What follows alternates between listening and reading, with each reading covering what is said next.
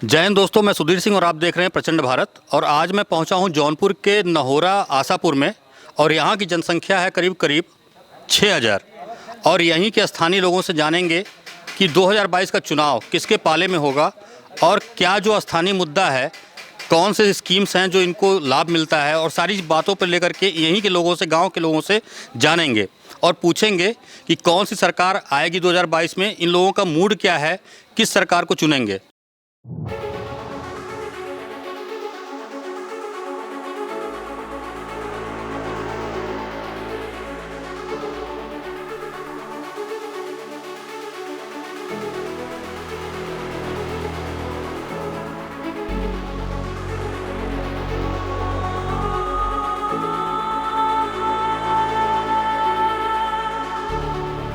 चाचा, आपका नाम?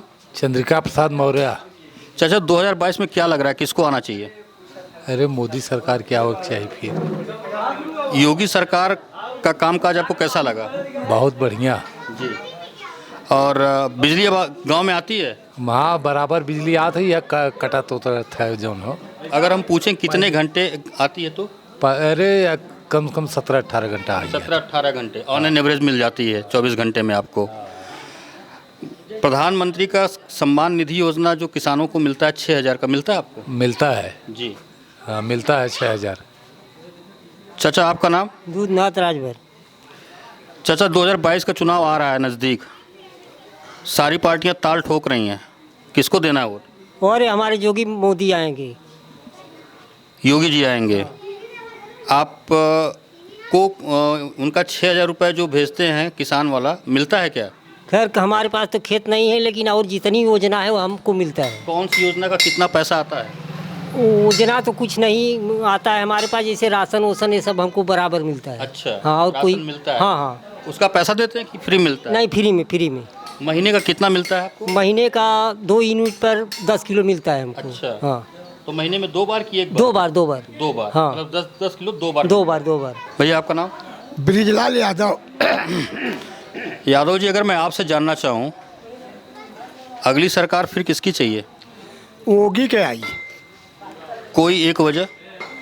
वो ये कि इनके में गुंडागर्दी नहीं चल रही है, और तो सब नेता जितने आए सब खाली नाव का नेता थे, एक काम का नेता हैं। ये काम के नेता हैं। तो अखिलेश जी तो बहुत निराश होंगे इस बार, क्योंकि यादव अगर छटक जाएंगे तो फिर उनका तो समीकरण बिगड़ जाएगा। अरे वो बिगड़ला है कि अब का आई हैं, गए साफ सफा साफ। आपको योगी जी का कौन सा स्कीम का पैसा मिलता है? हमके किसनियों मिले था, हमार पेंशनियों आई गई है। अच्छा। पेंशन कितना आता है? 1500 रुपया मिला है पहली बार। हाँ। हाँ, तो ये महीने वाला है कि कैसा है पैसा? अभी कुल हमने बता पाई, हम भैंस चराई है। अच्छा। तो आप देख सकते हैं, ठेठ, इसी को ठेठ कहते हैं कि जो अपनी मातृभाषा में बातें करे, इनको लाभ मिल रहा है। सर, आपका नाम? संजय कुमार सिंह। क्या करते हैं सर आप? मैं खेती करता हूं सर। आपको पैसा मिलता है? नहीं, हमको अभी पिताजी हैं, पिताजी को मिलता है। उनके खाते में पैसा आता है? आता है, पेंशन भी आता है। पेंशन भी आता है? हाँ, पेंशन भी आ रही है। अच्छा। हाँ, पहली किस्त आई है 1500, जो 500 रुपये महीने की है। 500 रुपये महीने के हिसाब से पहली किस्त आई है? हाँ, पहली किस्त। जी। 2022 क्या लगता है, पहले 2017 से पहले जितनी गुंडागर्दी चलती थी और जो सारी चीज़ें दुर्व्यवस्थाएं थी, बिजली की बात कर लें या फिर गुंडागर्दी की बात कर लें, भ्रष्टाचार की बात कर लें, क्या लगता है कितना अंतर आपको दिखता है 5 सालों में? बहुत अच्छा अंतर दिखता है। गुंडागर्दी तो एकदम है ही नहीं है। हाँ, जैसे ये हो रहा था कि ठाकुर ब्राह्मण दबंग हो जा रहे हैं भाजपा सरकार में, लेकिन ऐसा कोई नहीं। भाजपा में ठाकुर ब्राह्मण यही समझ लीजिए एकदम साइलेंट है। हाँ, और विकास का काम भी ज़्यादा हुआ है अपने यहाँ। कोई ऐसा काम नहीं बाकी है कि जो काम यहाँ न हुआ हो। हाँ, और विधायक निधि से भी यहाँ ज़्यादा काम हुआ है। अच्छा, विधायक निधि से? हाँ, विधायक निधि से भी ज़्यादा काम हुआ है। और ऐसे विधायक हैं कि बराबर क्षेत्र में लगे रहते हैं, चाहे कोई मरा हो या किसी की तबीयत खराब हो, चाहे जो भी हुआ, हर समय उपस्थित रहे हैं। सर, अगर मैं आपसे पूछूं एक सवाल और, 2022 का चुनाव 5 महीने करीब तकरीबन बचा हुआ है। राम मंदिर का मुद्दा सबके दिलो दिमाग में है। ये मुद्दा भुनाएगी भाजपा, ठीक है? 2022 में फिर वो कहेगी कि हम राम मंदिर बनवा रहे हैं। कितना सही आपको लगता है कि राम मंदिर बनने से? हाँ, 100% हम तो सही मानते हैं। इसलिए मानते हैं कि इतने दिन से कोर्ट में लटका हुआ था और तो सरकारें आई और चली गई, लेकिन उस पर कोई ध्यान नहीं दिया। जब से योगी जी और मोदी जी आए, लेकिन दोबारा जब आए तो उन्होंने पहला प्राथमिकता इसको दिया। तो इसलिए भाई हम तो मानेंगे कि बीजेपी ने ये किया है। अगर वो आई नहीं होती तो और लटक करके पीछे चला गया होता, उस पर निर्णय ही नहीं आता। हाँ, तो मेरा एक प्रश्न और है, कितना अंतर आपको समझ में आता है 2017 के पहले की सरकार और 2017 के बाद की सरकार में? कितना डिफरेंस आपको लगता है? पहले वाले सरकार में चीन करके काम होता था कि ये हमारे पार्टी के हैं, जातिवाद पे। और इस शासनकाल में चाहे कोई भी हो, सबका काम एक बराबर हुआ है। हाँ, तो इस बार स्थानीय मुद्दा क्या रहेगा? किस मुद्दे पे आप वोट करेंगे? कि जिस भी पार्टी को आप वोट करते हैं, क्या मुद्दा आपका इस बार रहेगा? विकास का मुद्दा। इस बार भी विकास का मुद्दा। हाँ, विकास हमारे यहाँ हुआ है, उसी मुद्दे पे वोट देंगे। कोई काम ऐसा बाकी नहीं है कि जो काम न हुआ हो। हाँ, चाहे खड़ंजा हो, चाहे इंटरलॉकिंग हो, चाहे रोड हो, 2-2 ठे प्रधानमंत्री सड़क हो गया, 2-2 3-3 ठे पुल हो गया यहाँ। अब जैसे हम लोगों को घूम करके जलालपुर बाईपास से करके जाना पड़ता था, अब यहाँ से डायरेक्ट जाइए 14-15 किलोमीटर जौनपुर सिटी। अच्छा, हाँ, ये तो बहुत अच्छा सुविधा आप लोगों को मिल गया। जी। सर, आपका नाम? सुरेश कुमार जायसवाल। सर, मैं आपसे अगर पूछूं, अभी पहले जितनी गुंडई चलती थी सपा सरकार में, ये जग जाहिर है, किसी से छुपा हुआ नहीं है। कितना इस पे अंकुश लगा पाए हैं योगी जी? बहुत अंकुश लगा है सर, 100% लगा है। जितने गुंडे बदमाश थे, या तो वो अंदर हैं या तो यूपी के बाहर हैं, और जो अंदर भी हैं वो बाहर आना भी नहीं चाहते हैं। उनको वहीं लग रहा है कि हम यहीं ठीक है। उनको इंतजार है कि 22 में योगी जी नहीं आएंगे तो हमको और आसान हो जाएगा, लेकिन ऐसा हो नहीं पाएगा। वो जहाँ है वहीं पर रह जाएंगे। सर, अगर मैं आपसे जानना चाहूँ, ये एक हमेशा तोहमत, एक आरोप लगता है भाजपा पे कि ये जातिगत जो समीकरण होता है, ये हमेशा तुष्टीकरण की राजनीति करते हैं, जिससे जैसे ये हिंदुओं की बात करते हैं, मुस्लिमों की बात नहीं करते हैं। सारी पार्टियां इनके ऊपर आरोप लगाती हैं। कितना सहमत आप हैं? नहीं सर, ये गलत बात है, ऐसा कुछ नहीं है।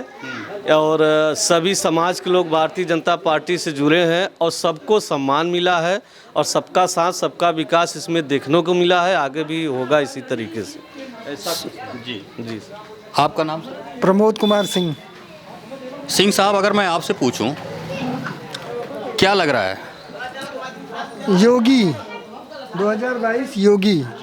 कोई मैं आपसे अगर 2 या 3 काम पूछूं योगी का जो आपको पसंद हो, जिसके बल पे आप जाएंगे 2022 में, आप चुनाव में आप वोट करेंगे? पहला काम उनका ये है जो उन्होंने मंदिर का निर्माण शुरू करवा दिया, जो मुझे पसंद है। दूसरा काम गुंडागर्दी ख़त्म की और गुंडों की कमर तोड़ के एकदम धाराशाही कर दिए। उन्होंने यूपी छोड़ने का फैसला ले लिया गुंडे लोगों ने। तो गुंडों के लिए वो काल बन करके आ गए एकदम।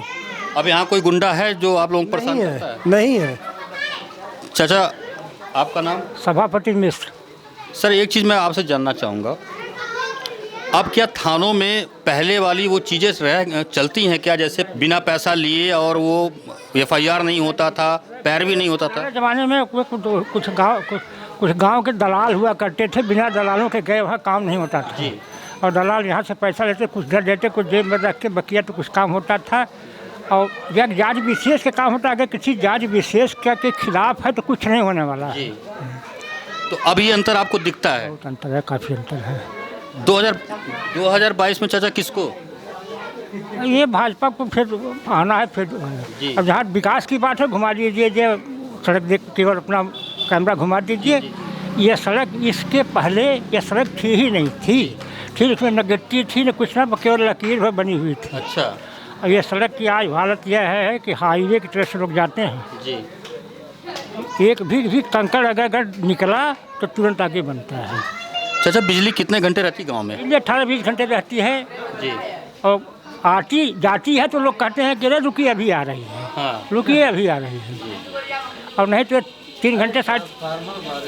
अरे ट्रांसफार्मर देखिए हमारे, देखिए हम तो ट्रांसफार्मर को, हमारा ट्रांसफार्मर 63 kVA का है। इसके पहले 10,000 रुपया चंदा उठाते थे, 3 महीने ने इन्हें रगड़ने के बाद तो आता था। जी। अब अब 2 बार जला है, केवल 1912 पर फ़ोन हो गया जी।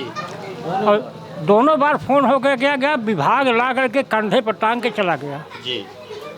किसी को पता है आके के लोकल लाइन में आके बता गया गुरु जी आपका ट्रांसफार्मर लग गया, नहीं तो 10,000 रुपये पे 3 महीने रगड़ने के बाद घेर जरा था चप्पल। जी। ये सब विकास बहुत हुआ है, वोट विकास के नाम पर दिया जाएगा। और देखो जातीय समीकरण जो है, जिसको लोग कहते हैं कि जातीय समीकरण है, जातीय समीकरण इस सरकार ने हमने विकास कार्य से तोड़ दिया है। जी।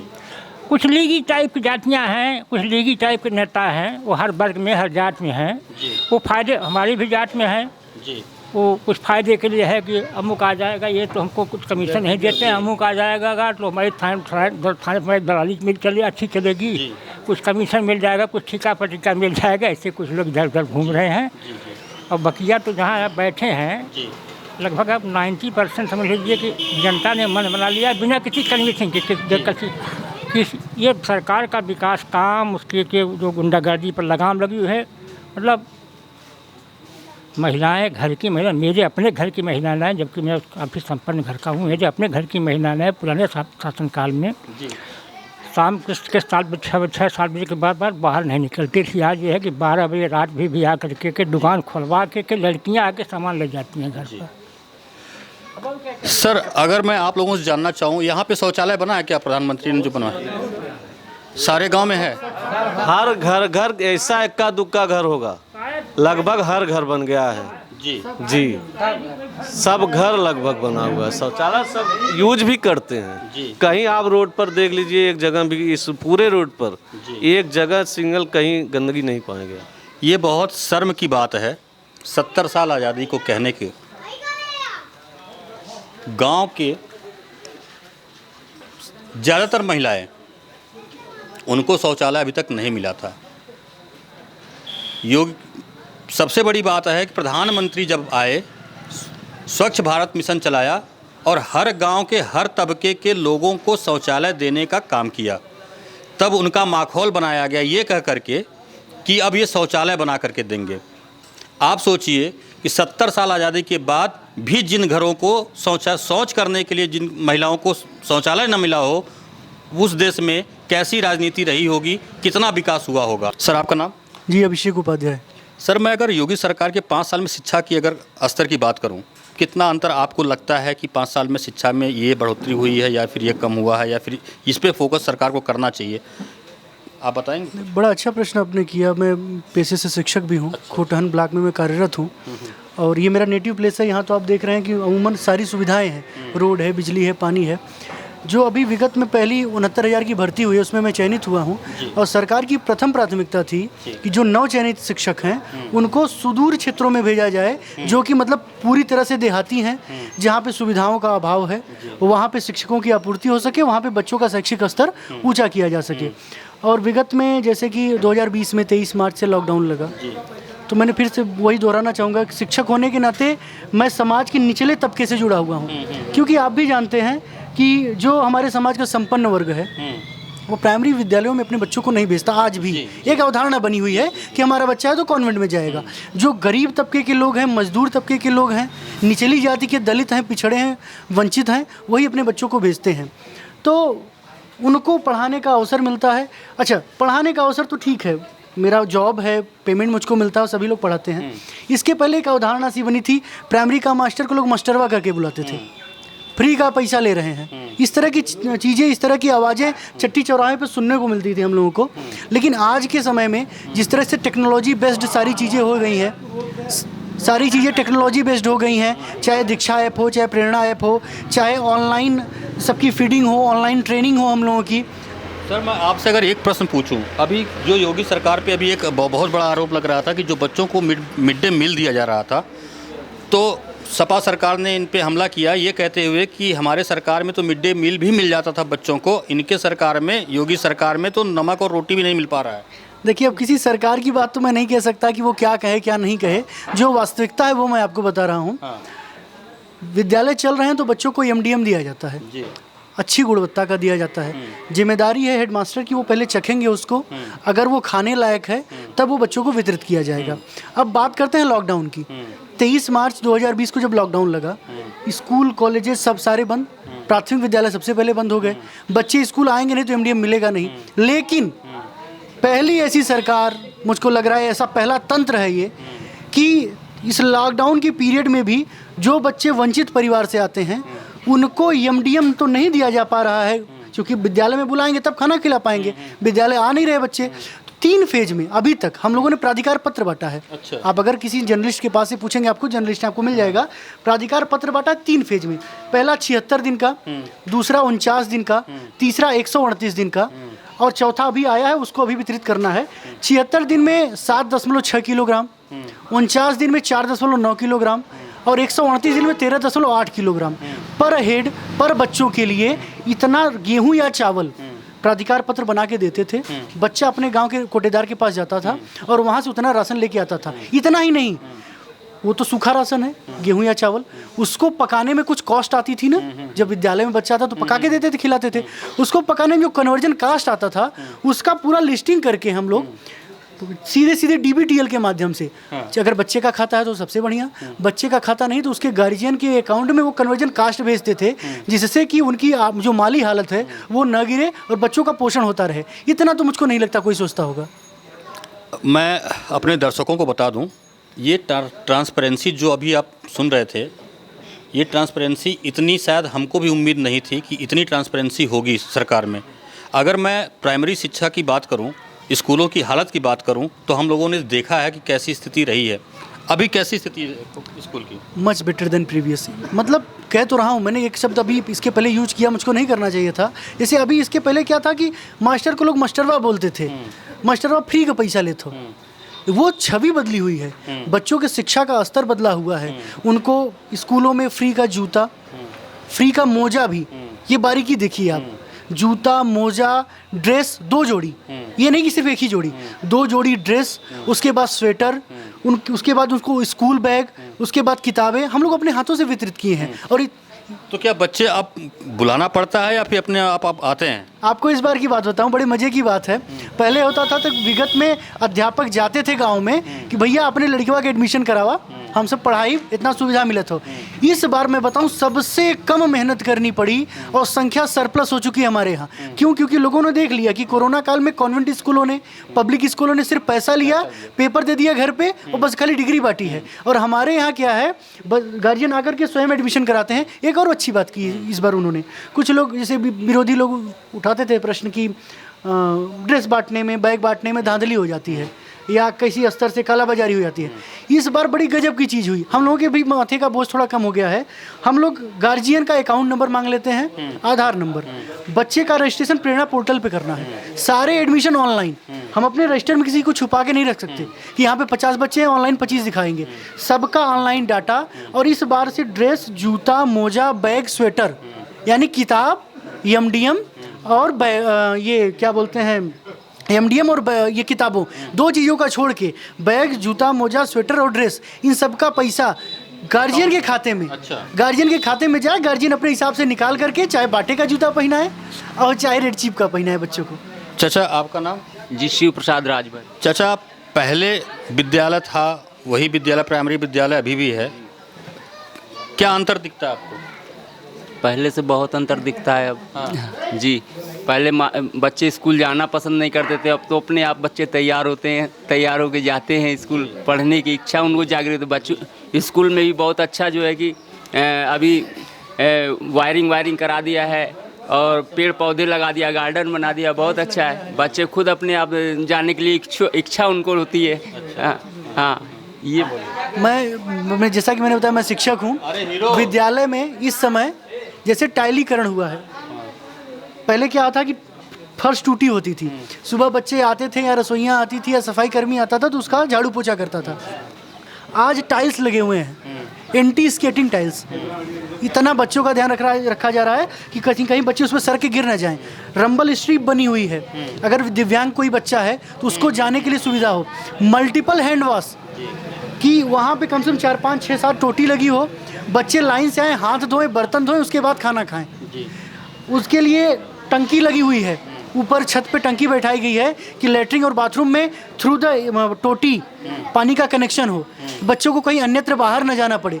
इतनी बारीकी से मुझको तो नहीं लगता कि और कभी सोचा गया होगा प्राइमरी स्कूल के बच्चों के लिए। चाचा आपका नाम? चंद्रदेव पाल। चाचा आपके यहाँ प्राइमरी स्कूल है, आपके घर से कोई लड़का जाता है प्राइमरी स्कूल में पढ़ने? हाँ। क्या सुविधा मिलती है उसको? अरे गल्ला मिलत बा, कपड़ा मिलत बा, और का मिली? अरे किताब और जरूरत पड़े जौन उनके आई लगा कि दबिया देवे करिए, घरे तो अपने लेने जाइए। पहले से और अब में क्या अंतर है चाचा? जो स्कूल है पहले कैसा था, अब वो वहाँ पे सुविधा कैसा है, कैसा बिल्डिंग वगैरह प्राइमरी वाला अच्छा लगता है? अरे अब तो बढ़िया बढ़बे कियल। पहले सपा बसपा सरकार में तो कुछ नहीं रहल। हाँ, कुल खाई जाता है ना, अब तो जना कुछ गदलन के मिलत बा। हाँ। आपको कोई स्कीम का पैसा मिलता है, योगी का या फिर मोदी का? अरे किसान वाला मिलता, खेते वाला जौना वाला, हाँ वो मिलत बा, और गल्ला मिलत बा भैया। अरे एक महीना में कोनो सपा बसपा सरकार में और मिलत है, या दूध दहिया मिलत बा बिना पैसा के। अब का लेबा भैया? अगर हम पूछे चाचा आपसे कि 2022 में किसको वोट देंगे? अरे भाई जब जे हमें खियात बा ओके देव, और के देव? अरे भाजपा के देव हो, और के देव? योगी जी को। हाँ योगी के देव हो इस बार फिर। हाँ हाँ हाँ हाँ बराबर योगी के देव भैया। एक नहीं हम दूध दहिया देता बिना पैसा के गल्ला। सोचा हो भाजपा अरे वो कांग्रेस कनी के आल भैया क्यों कुछ न दे, और अच्छा 12,000 कितना महीना साल भरे में वो देता है, 6,000 2,500 का महीना। अब का ले, अब किसान का ले है, हमें तू है चाहिए भाई। हाँ और हम वोट नहीं थे। यहाँ पे एक दिव्यांग हैं, मैं इनसे जानता हूँ। आपका नाम? सुजीत कुमार शर्मा। आपको योगी सरकार या मोदी सरकार की तरफ से क्या सुविधा मिली? हमको तो विधायक जी ने साइकिल दिया है। अभी तक मैं कितना चाहे कोई भी सरकारें में कुछ नहीं मिला था हमको। अभी उसके बाद हमको साइकिल मिला है, हमको सब सुविधा मिल रही है जो सुविधा कभी नहीं मिला। अभी पिताजी का पेंशन नहीं है, पेंशन भी मिलने लगेगा। अच्छा। हाँ, तो ये सारी चीज़ें आपको मिलने लगी हैं। तो आपके हिसाब से 2022 में कौन आना चाहिए? बस योगी सरकार आएगी, और क्या। आपका नाम? अनीस अहमद। आप अनीस अहमद जी, आपसे अगर मैं जानना चाहूँ, जैसे लोग कहते हैं कि मुसलमानों को सताया जाता है योगी जी के द्वारा या फिर भाजपा के द्वारा, क्या कहेंगे आप? नहीं कोनो बात नहीं, ऐसे में कोनो बात नहीं। हाँ। कुछ ठीक हो, कोई दिक्कत कोई दिक्कत नहीं लगता है। हाँ। तो अगर हम आपसे पूछें कि 2022 में फिर वोट देने की बारी आ रही है विधानसभा के लिए, तो किसको वोट देंगे? ठीक है, योगी जी के। योगी जी को। कोई आपको स्कीम का पैसा मिलता है क्या उनकी तरफ से, या फिर अनाज या फिर अनाज? राशन मिलता है। राशन मिलता है? राशन मिलता है। घर में कितने लोग हैं? 10-12 लोग हैं। तो पर कितना आपको महीने में कितनी बार, 2 बार फ्री में मिलता है? 2 बार फ्री मिलता है। अच्छा, कितना मिल जाता है? करीब 25 किलो है। 25 किलो। हाँ 25 किलो। अहमद जी पेशे से दुकान चलाते हैं, साइकिल बनाते हैं, और मैं आपसे अगर अहमद जी पूछना चाहूँ कि योगी सरकार का एक निर्णय आया था कि 2 बच्चे जो होंगे वो 2 ही होंगे, तो हम आपसे अगर जानना चाहें कि 2 बच्चों का जो कानून है वो ठीक है क्या? ठीक है। क्यों? क्योंकि ज़्यादा परिवार रहेंगे तो ज़्यादा खर्चा आएगा, कम परिवार रहेंगे तो कम खर्चा आएगा। अच्छा। हाँ, यही बात है जी। हाँ। तो आपको लगता है कि जो ये फैसला है वो सही है? हाँ सही है। सर आपका नाम? जितेंद्र कुमार मौर्य। क्या करते हैं सर? क्लिनिक चलाते हैं। क्लिनिक चलाते हैं। कहाँ के रहने वाले हैं आप? सुदनीपुर के। सर आपसे अगर मैं जानना चाहूँ 2022 में किसकी सरकार आएगी? बीजेपी की आएगी पक्का। कोई 3 काम आप बता दीजिए। अरे जैसे किसान सम्मान निधि मिलता है। हाँ। रसोई गैस मिल रहा है, राशन मिल रहा है लोगों को फ्री। हाँ। में अब क्या लेंगे बताइए। रोड भी बढ़िया बन रहा है जी। बिजली भी अब 18 घंटे मिलने लगी है। हाँ। पहले का दशा क्या था? अरे पहले तो कभी 1 हफ्ते दिन 1 हफ्ते रात आता था, कभी पता ही नहीं चलता कब आएगी कब चली गई, ये स्थिति थी। हाँ। तो अब तब से और आज में ये अंतर है। तो आपको लगता है कि इस बार 2022 का जो चुनाव आया होगा यूपी में, वो कितना सीट आएगा? अरे बहुमत लगभग आ जाएंगे। बहुमत आ जाएगा। सर आपका नाम? राजकुमार गौतम। सर आप बताओ 2022 में किसको वोट देना है? 2022 में मोदी जी को देना है वोट जो है। योगी जी को? योगी जी को। अच्छा, कोई आपको लाभ मिलता है उनका? बिल्कुल। कौन सा लाभ मिलता है? लाभ मिलता है हमको, राशन मिलता है। हाँ। और जो लाभ आती है सरकार की तरफ से हमको मिलता है। मिलता है। सम्मान निधि मिलती है किसान? बिल्कुल बिल्कुल मिलती है। आती है खाते में? आती है।